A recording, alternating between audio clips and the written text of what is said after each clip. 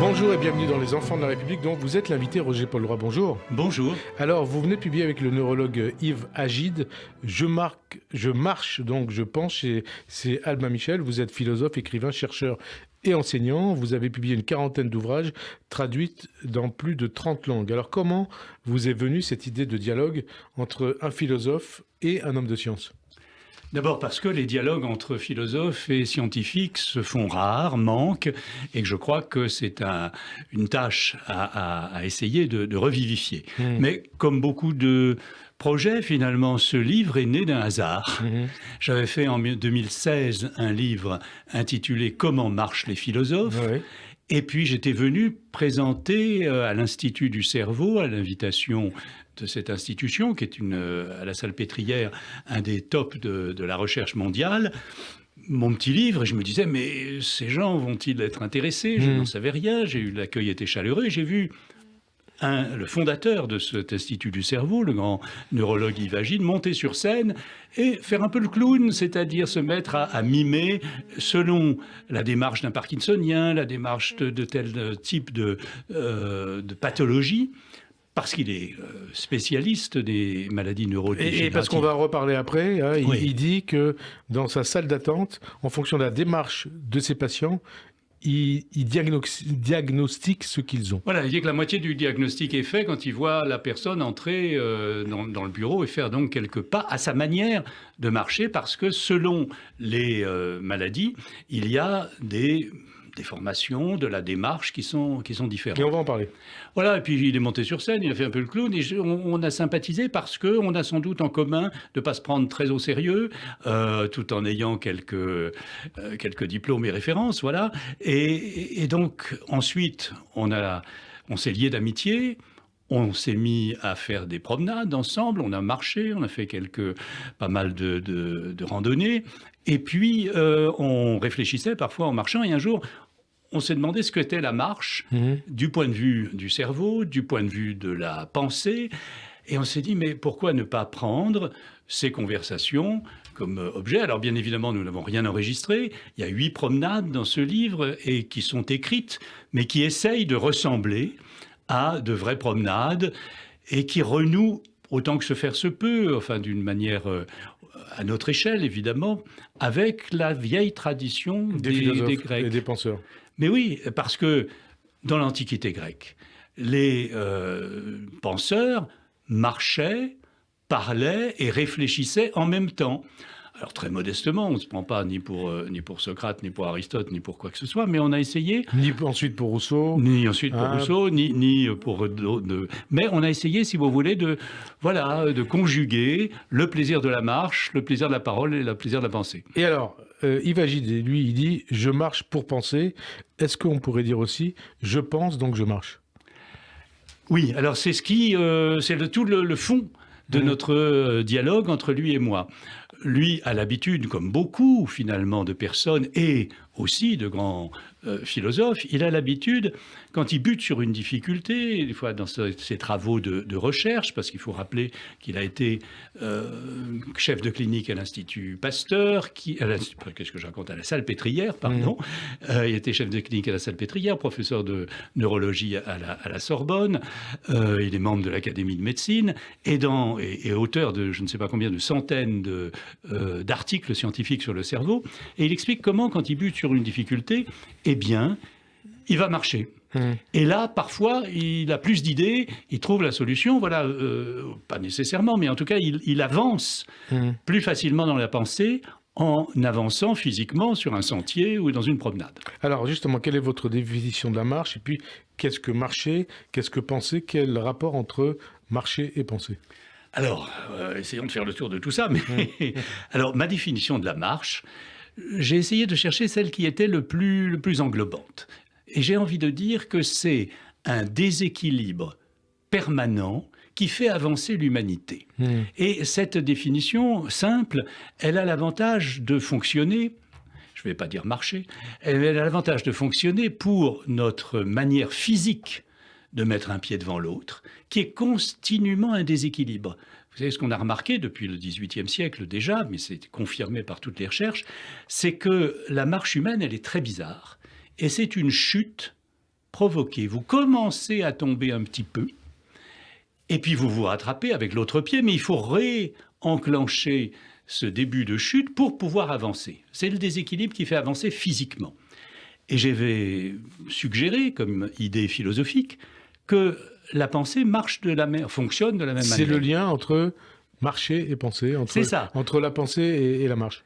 Parce que quand nous pensons, nous avançons aussi pas à pas à travers des déséquilibres. En quoi consiste la philosophie? C'est finalement ébranler nos certitudes, mettre en cause nos convictions, les déséquilibrer. Et puis, ça fait peur, évidemment, quand on a le sentiment comme ça que les choses sur lesquelles on s'est accroché mentalement sont en train de bouger. Et on a des hypothèses de rattrapage. Mais ces hypothèses, on va ensuite les mettre en cause. Et on avance dans la pensée par une série de déséquilibres. Et j'aurais même envie d'ajouter qu'il y a dans l'histoire, dans la société, des séries de déséquilibres de ce côté-là. Les conservateurs sont des gens qui veulent une société immobile. Les sociétés qu'on appelle froides, comme disait Lévi-Strauss, c'est des sociétés qui veulent rester absolument identiques à elles-mêmes. Et c'est le déséquilibre qui fait le progrès. Et alors, vous demandez en fait comment ça se passe dans le cerveau quand on marche. Est-ce que marcher, cela permet vraiment de penser mieux ? Alors, ça, c'est Yves Agide qui l'explique le mieux. Oui, c'est un vous collectif. Je vais essayer de l'expliquer en son nom, mais ce qui m'a appris finalement de plus important, je crois, c'est d'abord que ce n'est pas avec ses jambes ni avec ses pieds qu'on marche, mais bien avec son cerveau. Et que cette activité archi simple en apparence, la vieille chanson des scouts, vous savez, la meilleure façon de marcher, c'est bien sûr la nôtre, c'est de mettre un pied devant l'autre et puis de recommencer. Ça a l'air ce qu'il y a de plus bête, on dit bête comme ses pieds, alors que quand on regarde bien ce qui se passe dans le cerveau, c'est d'une extrême complexité et même d'une très grande subtilité. Il faut, explique Yves Agide en détail dans notre livre, à la fois déclencher la décision de la marche, qui bien évidemment ne se fait pas toute seule, c'est le cerveau qui déclenche. Il faut sélectionner un programme de marche. Alors ça, j'ai appris de façon tout à fait, pour moi, nouvelle, que nous avions des programmes de marche en quelque sorte en mémoire, engrammés dans notre cerveau, et qu'on ne met pas en route le même programme si on va sur un sentier de montagne un peu escarpé ou qu'on se balade sur un trottoir tout plat en ville. C'est comme un ordinateur intérieur. C'est ça, exactement. Et ces programmes, ils ont été acquis. N'est-ce pas ? Ils ne sont pas innés, mais nos expériences de marche font qu'ils sont en mémoire. Et enfin, quand on... Quelque part, c'est dans nos gènes ? Non. Non, puisqu'ils ne sont pas du tout, comment dirais-je, innés, pardon, ils sont au contraire acquis par l'expérience. L'enfant apprend à marcher, alors que le petit poulain... Oui, mais ça s'est fait au fil des générations, des millénaires. Oui, alors le fait est que, alors ça c'est un autre aspect, mais que l'espèce humaine s'est progressivement redressée et a pris la station debout. Mais quand nous marchons, nous devons aussi régler non seulement le pas, mais l'équilibre, la posture, le ballon des bras, etc. Enfin, c'est toute une mécanique qui est contrôlée par le cerveau et par une partie du cerveau qui gère les automatismes, qu'on appelle les noyaux gris. C'est ce qu'on appelait autrefois le vieux cerveau reptilien. Vous voyez, c'est la partie en quelque sorte la plus archaïque du cerveau qui gère tout cela. Et quand vous marchez, bien évidemment, vous ne pensez pas « je vais mettre la jambe droite, la jambe gauche », etc. C'est automatique. Et c'est cet automatisme qui, selon Yves Agide, libère l'activité du cerveau le plus développé, c'est-à-dire le cortex frontal. Et parce que ces automatismes se déroulent tout seul, tout en étant un peu surveillé, on peut changer le rythme de son pas, tout ça, mais ça se déroule tout seul et ça libère des activités, si vous voulez, pour la réflexion. Alors, on revient sur ce que vous disiez tout à l'heure. Vous considérez que lorsque l'on pense, c'est comme une marche. Précisez-nous les choses. Eh bien, lorsque l'on pense, c'est d'une certaine manière, une manière d'avancer dans les idées. Vous n'avez pas d'emblée une seule idée, vous cheminez dans votre raisonnement, dans votre pensée, en particulier chez les philosophes. Il est très clair que regardez les innombrables métaphores que l'on utilise, une démonstration qui avance pas à pas, une déduction qui suit son chemin, la marche d'un raisonnement, etc. Le cheminement de la pensée, le langage. Voilà, et d'ailleurs, vous dites, on est la seule espèce vivante à avoir un langage articulé, à avoir des idées et des concepts. Quel lien, justement, peut-être que je vais trop vite, entre la marche, la pensée et le langage? Oui, parce que vous allez effectivement un petit peu vite, mais je vais vous répondre. Ouais. Les trois éléments, marche verticale, qui est notre spécialité, langage articulé, qui est aussi une particularité spécifique de l'humanité, et puis raisonnement déductif, usage de la raison finalement, ces trois singularités humaines, elles ont en commun d'être d'abord toutes les trois situées dans le cerveau et des activités du cerveau, mais aussi elles ont en commun d'être des manières permanentes d'avancer. Quand nous parlons, je suis en train d'avancer dans cette phrase, et si tout d'un coup je m'arrête, vous vous demandez quelle va être la suite. Vous voyez cet effet de suspens, et il y a toujours ce petit déséquilibre, cette manière d'avancer, que Donc, ce soit... tout est lié. Voilà. Et on va en reparler parce que je vous ai interrompu dans votre pensée, dans votre marche intérieure. Donc vous dites qu'à partir du moment où on a des idées, on entre dans une marche mentale. Et donc je reviens à ce que je vous disais, la question que je vous posais précédemment. Qu'est-ce que ça veut dire? Une marche mentale, cela veut dire que on va aboutir parfois, et même très souvent, à des résultats qu'on n'avait pas au début. Un raisonnement, c'est cela. Vous avez des points de départ et vous cherchez des déductions, ou vous avez une intuition et vous allez vous demander si elle est vraie, ou vous avez une hypothèse scientifique et vous avez devoir la vérifier par des expériences ou des recherches. Et il y a donc toute une série comme ça d'avancées, et mon hypothèse, si vous voulez, de travail, qui était au départ une hypothèse philosophique, c'est que cette manière d'avancer dans la pensée, elle est ancrée dans l'apprentissage de la marche physique. C'est parce que nous sommes des animaux qui marchons debout que nous avons aussi cette manière de penser en avançant. Et je me demandais si c'était juste un petit délire de philosophe personnel, puisque j'avais déjà eu cette hypothèse dans le livre « Comment marchent les philosophes » 2016. En 2016, et j'ai voulu tester cette hypothèse auprès du scientifique, le neurologue Yves Agide.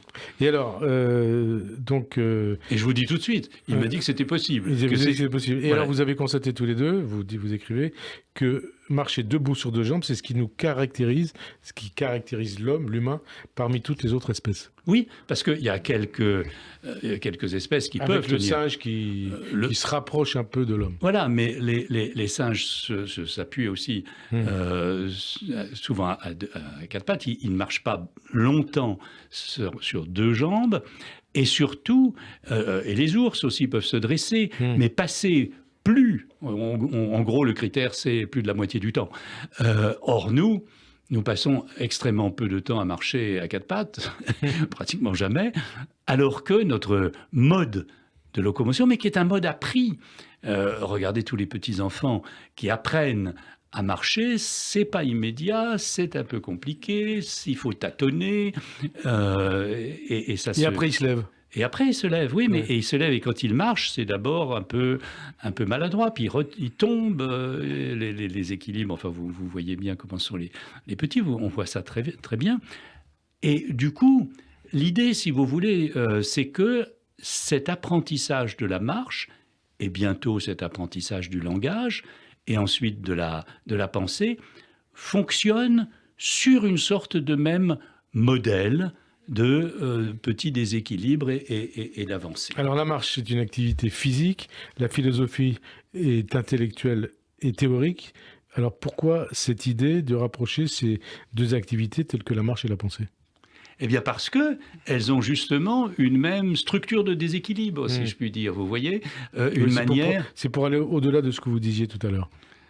Alors pourquoi les rapprocher ? Parce que il faut, d'une certaine manière, essayer de comprendre si c'est des choses tout à fait séparées ou si ça fonctionne ensemble. Et ce que soutient dans nos promenades et dans nos conversations, parce que c'est un livre qui se veut aussi tout à fait simple de lecture. Ce que soutient Yves Agide, c'est que la marche fait mieux penser, incite à l'activité de la réflexion, et je soutiens, et ce n'est pas incompatible, que c'est notre réflexion qui est une sorte de marche. De marche. Et alors, qu'est véritablement la marche et qu'est-ce que le mouvement interne de la pensée philosophique ? Le mouvement interne de la pensée philosophique, il est une marche au sens précisément où il fait avancer par des équilibres. Le meilleur exemple, si vous voulez, c'est le grand philosophe allemand Hegel, qui est l'inverse de ce des autres philosophes d'ailleurs. Oui, alors, chez les philosophes, il y a tous ceux, et ils sont bien connus, qui, un peu comme Yves Agide, marchent pour avoir des idées. C'est le cas de beaucoup de philosophes de l'Antiquité. Donc, de l'Antiquité, puis vous citez aussi Nietzsche qui écrivait que tous les muscles doivent participer à la pensée. Absolument. Et qui a, même Nietzsche en fait une sorte presque de critère de qualité d'une réflexion. Vous voyez, il dit qu'il ne faut pas prêter attention à une pensée qui n'a pas nécessité un effort du muscle, qui n'est pas lié finalement à la déambulation. Et c'est un grand promeneur. Vous savez, quand vous allez aujourd'hui à Sils Maria ou sur la Côte d'Azur à Èze, il y a un sentier Nietzsche à Èze. Quand vous descendez du haut de Èze jusqu'à la mer, vous passez par ce sentier. Vous passez par le sentier Nietzsche. Il y a tout autour de Sils Maria où Nietzsche s'est beaucoup promené, ce qu'on appelle des Nietzsche Spaziergang, c'est-à-dire des promenades Nietzsche que l'on peut faire. Mais lui, comme philosophe, si vous voulez, est celui qui défend le plus intensément le lien organique entre la marche et puis le surgissement des idées. Alors pour préciser les choses, vous dites que les marches de Nietzsche sont en étroite relation avec sa pensée parce qu'elles lui donnent l'occasion répétée de changer perpétuellement de perspective. Oui, ça c'est une chose très importante, à l'intérieur en tout cas de la pensée de Nietzsche, ce qu'on a appelé son perspectivisme. Et souvent on a l'impression, j'ouvre une brève parenthèse, souvent on a l'impression qu'il se contredit, Nietzsche. Mais c'est que l'on ne comprend pas qu'on n'a pas le même point de vue dans la vallée et puis au sommet de la colline. Autrement dit, les vues sur une même idée changent selon la manière ou le point de vue, l'endroit d'où on la regarde. Comme la pensée, vous considérez que la marche de la pensée, c'est aussi un déséquilibre permanent et contrôlé ? Oui, tout à fait, parce que nous cherchons en permanence, quand nous réfléchissons, à nous mettre en cause, en tout cas la philosophie, c'est la mise en cause de nos certitudes, et ça défait, ça déséquilibre, et ça fait avancer. Déséquilibre permanent, donc vous citez Aristote qui en parlait déjà, ainsi que le chevalier Louis de Jaucourt dans l'encyclopédie, et plus récemment encore le chercheur américain John Napier dans Antiquity of Human Walking. Voilà, et qui montre, chacun à leur manière, qu'il y a quelque chose de très bizarre, presque je vais dire de mal foutu, mais en tout cas de très biscornu dans la manière humaine de marcher.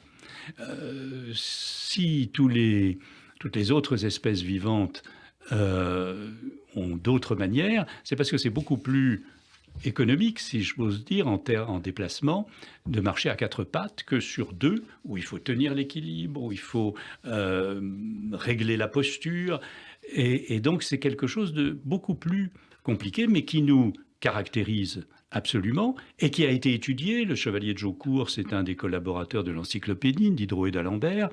Il est le premier à dire combien la marche humaine est quelque chose de singulier, de particulier, et d'un point de vue médical, enfin physiologique, elle est très, très singulière. Et ça n'a été que confirmé au fur et à mesure. Et Yves Agide, aujourd'hui, montre comment, à l'intérieur du cerveau, c'est une grande machinerie, si j'ose dire, qui nous permet de marcher debout. Et en quoi ces réflexions des philosophes que vous citez sont importantes ? Elles sont essentielles pour ce qui s'est passé par la suite. Ben, elles sont importantes parce qu'elles montrent qu'il y a entre la marche et la pensée une sorte de très ancienne connexion. Et les philosophes qui ont vanté la nécessité de la marche pour leurs réflexions sont très nombreux. On en a cité certains, mais on va en citer d'autres. On va en citer d'autres. Ouais. Alors, vas-y, Montaigne. Montaigne dit qu'il a besoin de ses jambes pour réfléchir. Il n'arrête pas dans sa bibliothèque, qu'il appelle lui sa librairie, un peu à l'anglaise, dans son bureau, de déambuler plutôt que de rester assis à écrire. Il y a évidemment Jean-Jacques Rousseau. Alors Rousseau, justement, qui disait, je le cite, et vous le citez dans le livre, « La marche a quelque chose qui anime et avive mon esprit. Je ne puis presque penser quand je reste en place. Il faut que mon corps soit en branle pour y mettre mon esprit. » Exactement. Rousseau. Voilà, ça c'est comment dirais-je, le modèle presque parfait de l'affirmation, pas de pensée philosophique sans promenade, rêverie d'un promeneur solitaire, etc. Et puis Rousseau est allé de Genève jusqu'à Paris à pied. C'est un grand marcheur.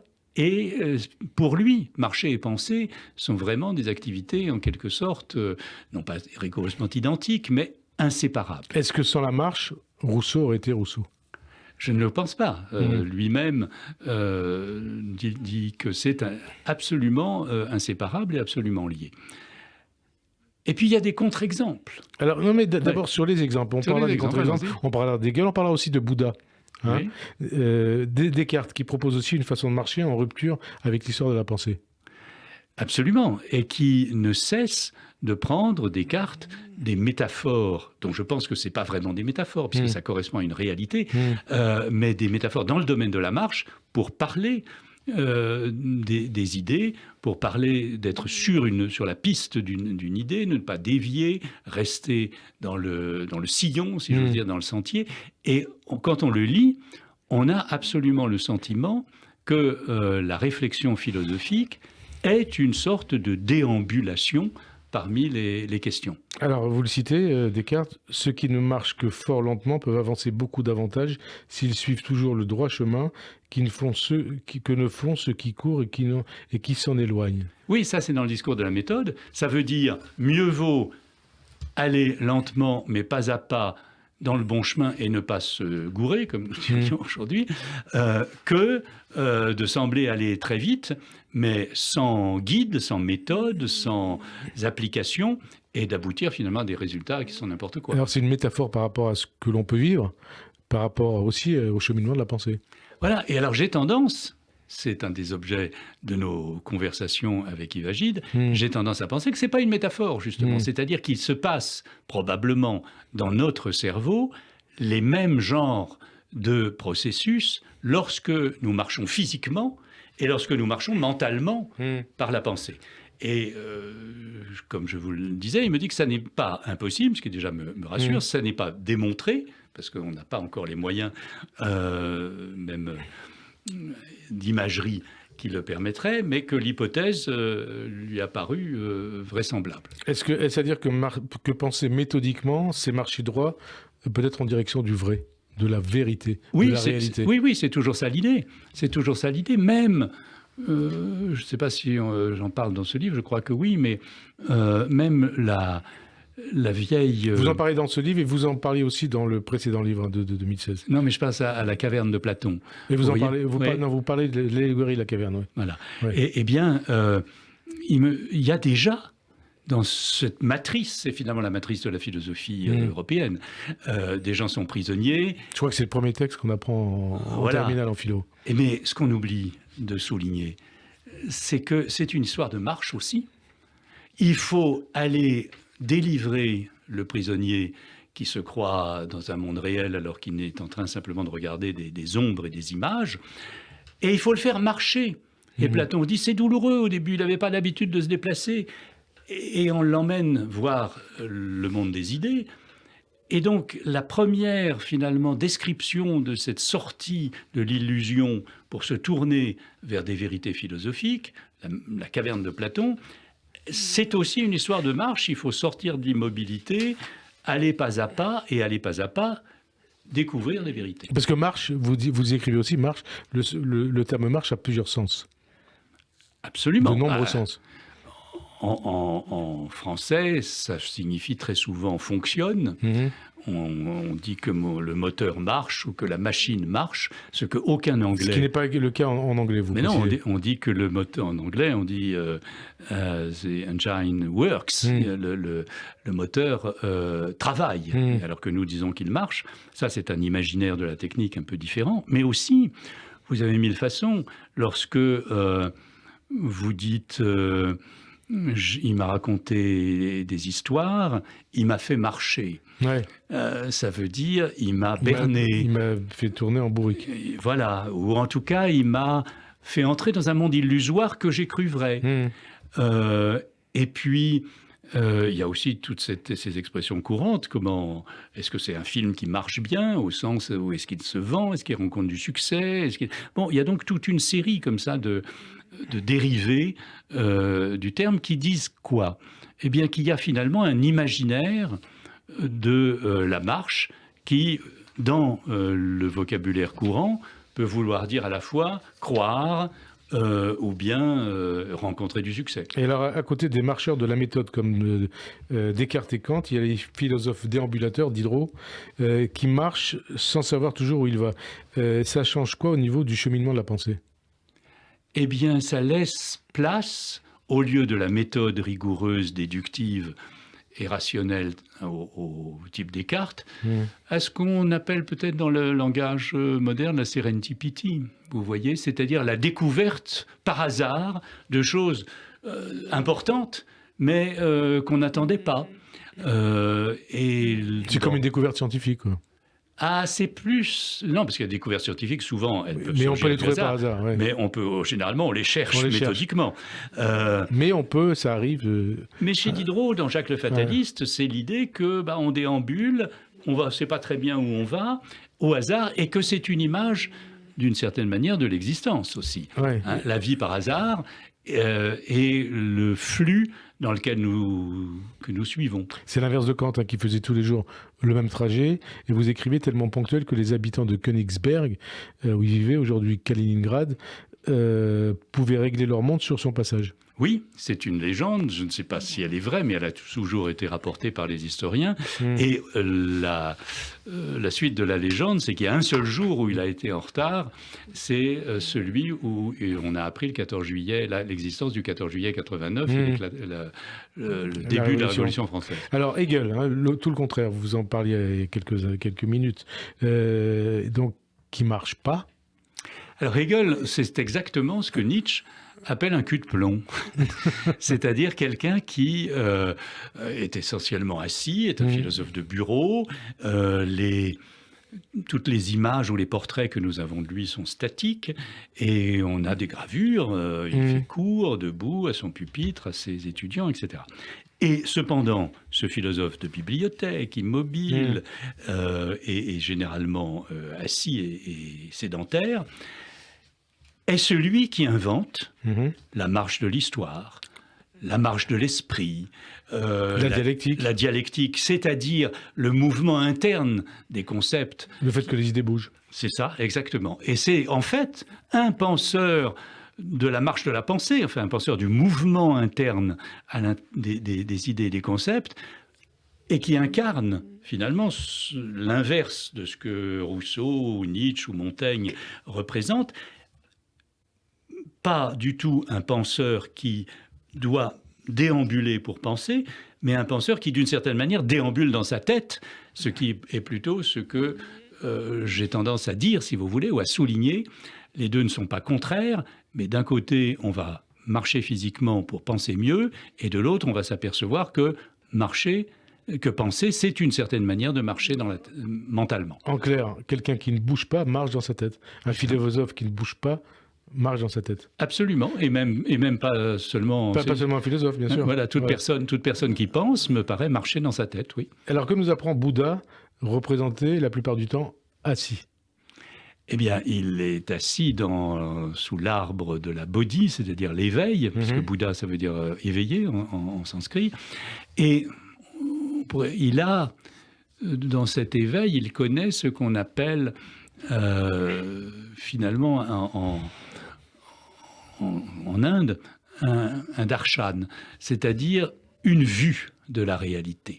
C'est pas l'éveil du Bouddha, c'est pas une histoire philosophique de déduction rationnelle, mais c'est une sorte d'ouverture au monde, de début de marche vers la délivrance qui est donnée d'un coup. Et alors, est-ce qu'on appréhende la marche, le lien entre marche et pensée, de la même manière et dans toutes les civilisations? Non. Il y a des liens qui existent partout, mais il y a aussi à chaque fois une sorte de contexte historique ou culturel qui est évidemment différent. C'est vrai aussi de toutes les gestuelles, vous savez, de toutes les postures. Il y avait ces fameux malentendus interminables entre Américains et Japonais, notamment après la Seconde Guerre mondiale, où l'Américain va avoir toujours l'impression que le Japonais est trop près, vous voyez, qu'il est intrusif, etc. Et va avoir tendance à se reculer.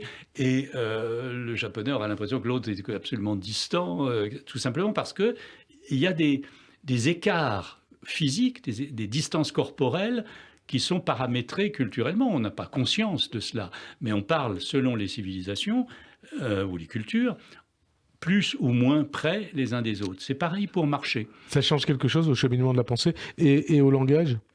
Ça peut changer, bien sûr, dans la mesure où, je pense à la phrase du philosophe Wittgenstein qui dit « les limites de mon langage sont les limites de mon monde ». Bien évidemment, il y a selon la richesse ou la complexité ou les configurations du vocabulaire d'une langue, on n'y pense pas les mêmes choses. Alors justement, qu'est-ce que fait le cerveau quand on parle, quand on pense? Est-il comparable à ce qu'il fait quand on marche? Alors, c'est justement des choses distinctes mais comparables.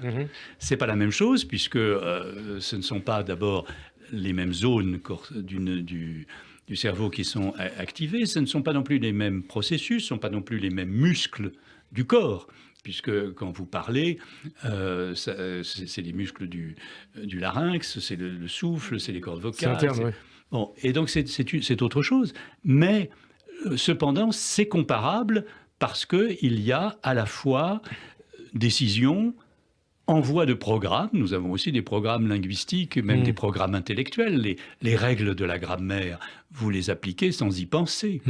Les sons de la langue française, vous les faites sans les avoir avant, évidemment, réfléchis. Et tout cela fait qu'il y a toute différence gardée, ce n'est pas les mêmes registres, mais il y a des structures semblables. Alors, vous avez parlé il y a quelques instants du lien entre marche et pensée au sein des civilisations, à l'intérieur des civilisations. Quel rapport entre la marche et le judaïsme, entre marche, pensée et étude dans le judaïsme, et qu'est-ce que dit la halakha? La halakha, c'est le mot même qui évoque la voie et le déplacement. La halakha, c'est comme règle à suivre et suite de prescriptions, c'est en quelque sorte un pas à pas de la vie juive dans les gestes du quotidien.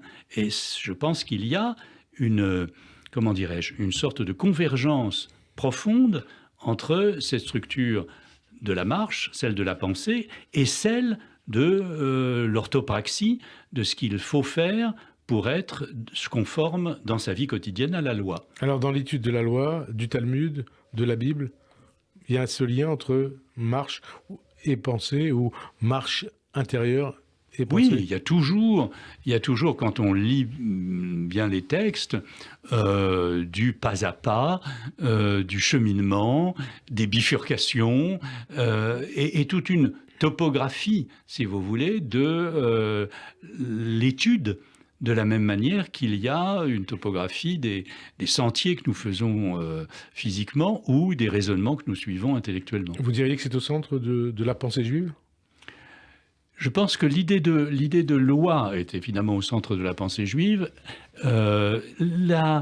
C'est au centre, si vous voulez, de la question de savoir comment appliquer la loi, parce que c'est là que s'exerce la réflexion. Il ne s'agit pas de la mettre en cause, la loi. Il s'agit d'en saisir soit le sens, soit les modalités d'application. Et là, il y a c'est tout le Talmud, d'une certaine manière, réfléchi autour de ces questions. De quelle manière interpréter telle ou telle prescription, dans quel contexte accomplir telle ou telle mitzvah.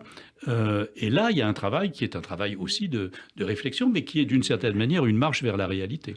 Marche et penser, penser pour marcher ou marcher pour penser. Quelqu'un qui n'aime pas marcher, est-ce que c'est forcément quelqu'un qui ne pense pas ? Eh bien, je pense qu'en raison de ce que nous avons dit précédemment, la réponse est clairement non. Clairement non. Hein. Est-ce que l'état de cette pensée-là est profonde ? Ah oui, vous absolument. Dites oui, hein. Absolument. Et puis, alors, il faut quand même clairement distinguer ce que veut dire marcher. Est-ce que la plupart du temps, quelqu'un vous dit « moi je marche pas », ça veut dire bon, il n'a pas l'habitude d'aller faire des randonnées ou des promenades. Mais cependant, il ne rampe pas pour aller de son lit à sa salle de bain. Il marche. Il marche. Vous voyez, le fait de marcher, c'est le fait de se déplacer debout. Après, on peut le faire plus longtemps pour le plaisir, pour avoir des idées ou pour la santé. Ou pour la santé, bien sûr. Et il y a ce dialogue entre vous et Agide sur la règle des 10 000 pas par jour. Oui. Vous en pensez quoi ? Eh ben, on pense que c'est bullshit. En gros. C'est pas ce que disent la plupart des médecins. Hein. Non, expliquons. Yves Agide est médecin, il continue à consulter à la Salpêtrière, il a des patients nombreux, mais l'idée, c'est qu'il explique bien, et je suis entièrement d'accord avec ça, que l'idée centrale, c'est bien sûr, marchons le plus possible pour nous maintenir en forme, et ça a des tas d'effets bénéfiques sur la santé comme sur la pensée. Bien, mais l'idée de fixer un nombre de pas et de le fixer à 10 000... Arbitrairement, oui. C'est tout à fait arbitraire. Quelqu'un de 97 ans qui est cardiaque, c'est très dangereux. Mais il est peut-être arrivé à 97 ans parce qu'il a beaucoup marché. Oui, mais c'est très dangereux s'il est cardiaque de lui faire faire 10 000 pas par jour. En revanche, pour un grand sportif, 10 000 pas par jour, c'est presque rien. C'est peu. Voilà. Et donc, l'idée, c'est le plus possible pour chacun en fonction de son état de santé, mais vous occupez pas du nombre de pas. Sinon, vous voyez, se dire « Ah, je suis qu'à 9 990, il faut encore... » Vous avez des applications maintenant hein, qui indiquent ça. Je sais bien. Quel rapport entre la marche et le devenir de l'humanité ? Eh bien, il est total. C'est-à-dire que jamais nous n'aurions d'abord habité cette terre si nous ne l'avons pas peuplée en marchant. Il faut bien se rendre compte que l'humanité s'est répandue à partir de plusieurs foyers, mais que ce soit en Afrique notamment, à partir de ces foyers originaires, sur toute la Terre, en marchant. Il n'y avait pas de transport en commun, il n'y avait rien. Bon. Et ce devenir de l'humanité, il est lié à la marche, mais le développement du cerveau est probablement lié à la station debout également, et donc, à mes yeux, la réflexion.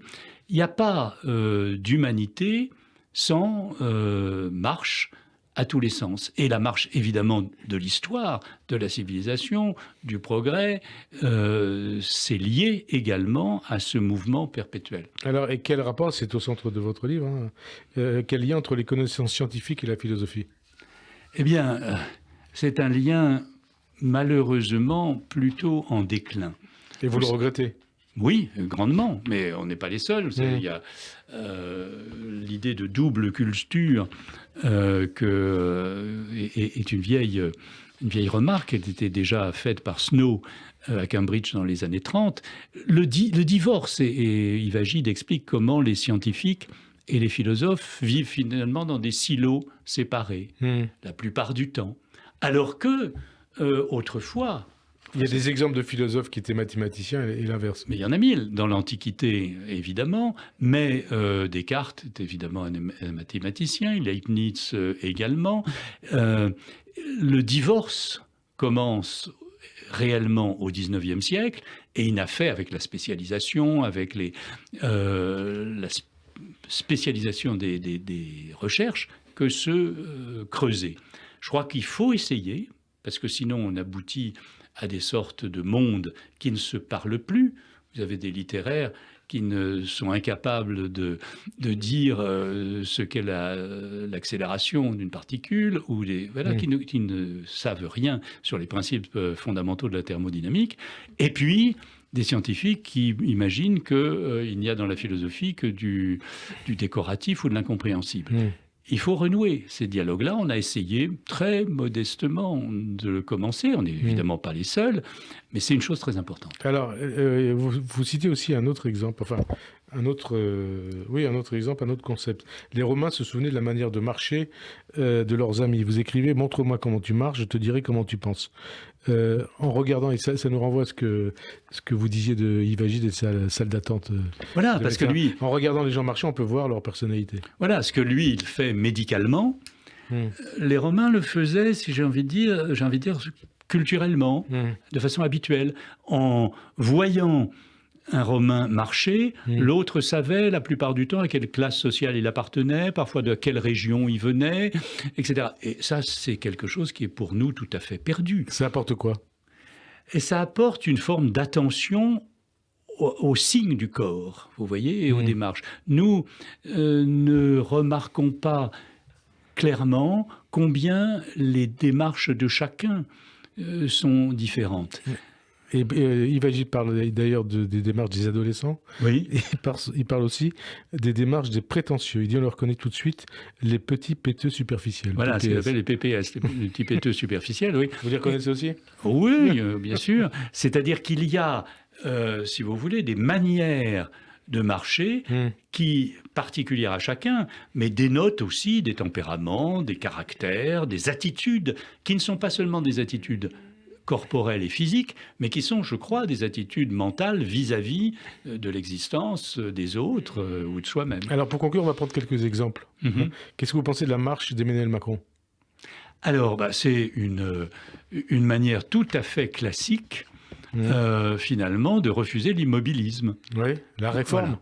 Oui, c'est ça. Avancer. Voilà, alors ça s'est transformé maintenant en Renaissance, mais l'idée, vous savez, l'idée de marche. Son parti s'appelait En Marche. Voilà, mais l'idée de marche en politique, elle a un très long passé. Ouais. Elle a un très long passé. Il y a la marche sur Rome de Mussolini, il y a la longue marche de Mao Tse-tung, mais il y a aussi le fait que simplement, pourquoi fait-on une manifestation plutôt qu'un sit-in? Ça existe les sit-in, mais en France, à 95%, ce sont des marches. On va de quelque part à quelque part pour dire voilà ce que nous voulons. Nous voulons pas que ça reste immobile, nous voulons avancer et on avance dans la rue pour le dire. Il y a ce qu'on appelait la marche de la mort. Aussi. Hein? Oui. Et donc là aussi, ça signifie quelque chose. C'est à chaque fois, si vous voulez, un processus d'affirmation. Alors, la marche de Jean-Luc Mélenchon. Oui. Qu'est-ce que vous en pensez? Il ne parle pas de la marche...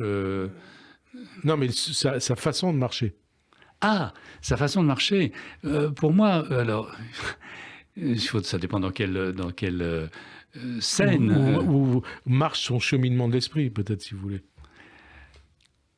Dans un livre que j'avais fait il y a 3-4 ans, qui s'intitulait « Ici, Platon revenait », j'essayais de voir Mélenchon, Macron aussi d'ailleurs, avec les yeux de Platon. Et Mélenchon fait penser à Platon à ce qu'il appelle le démologue. C'est-à-dire le démologue, c'est celui qui parle comme le peuple, qui utilise les mots du peuple et qui parle le peuple, comme on pourrait dire. Et dans le démologue, il y a un peu démon. Oui, c'est ça. Dans Démos, c'est le peuple, oui. Et alors, Le Pen, la marche de Le Pen, la façon de marcher de Le Pen, est-ce que ça vous dit quelque chose? C'est du pas de loi. Du pas de loi. Et Zemmour? Et Zemmour, je ne saurais pas vous dire. Oui, c'est aussi... C'est de l'accélération du pas de loi. L'accélération, ça veut dire que c'est dangereux? Bien sûr, c'est dangereux. C'est dangereux. Bien sûr. Et puis c'est surtout, si vous voulez, je crois, d'une certaine manière, des marches d'emprunt, des marches illusoires et des marches non seulement dangereuses, mais agressive et trompeuse. Agressive et trompeuse. Alors, et puis, puisqu'ils sont au centre de l'actualité, une comparaison entre Zelensky et Poutine. Dans la manière de marcher? Oui. Et dans la manière aussi du cheminement de leur pensée. Bien, Poutine, c'est d'une certaine manière l'implacable marche qui ne sait pas s'arrêter. C'est le propre d'un dictateur? C'est le propre, en tout cas, d'un conquérant aveugle. Voilà. Et donc il peut conduire à des catastrophes. Bien sûr. Je crois que la situation est par bien des égards extrêmement dangereuse, et c'est pourquoi il faut résister de toutes les manières, et de la manière pas seulement verbale, mais militaire, à l'agression de Poutine. Et quant à la marche de Zelensky, je crois que c'est quelqu'un qui, d'une manière absolument admirable, et pour moi très étonnante, a changé de démarche tout en restant dans une continuité. Parce que c'était un clown qui est devenu chef militaire. Voilà, c'était Coluche, donc il marchait en faisant des simagrées, des simagrées, des petits sauts de carpe, ou en jouant. Et il est devenu, sans se prendre extraordinairement au sérieux, mais il est devenu un héros et finalement quelqu'un qui a basculé dans une marche décidée pour résister à une agression criminelle. En conclusion, sans marche, il n'y aurait pas de pensée, que ce soit la marche physique ou la marche intérieure, de philosophie, de réflexion, Roger Paulroy? Je pense que, sans vouloir faire de la marche la clé qui ouvre toutes les portes, parce que évidemment une clé qui ouvre toutes les portes, elle sert trop, mais cependant il y a là quelque chose d'absolument décisif, central, et sur quoi nous avons voulu attirer modestement l'attention, avec l'idée que, après tout, à partir de nos promenades, eh bien, chacun fera les siennes et ira marcher où bon lui semble et penser comme il l'entend. Merci en tout cas. Et avant de conclure, je rappelle que Je marche, donc je pense, le livre que vous avez écrit avec Yves Agide est publié chez Albin Michel. Merci en tout cas, Roger Paulroy, d'avoir répondu à notre invitation. Merci à vous. Bonne journée sur Radio J et à dimanche prochain. Merci. Merci.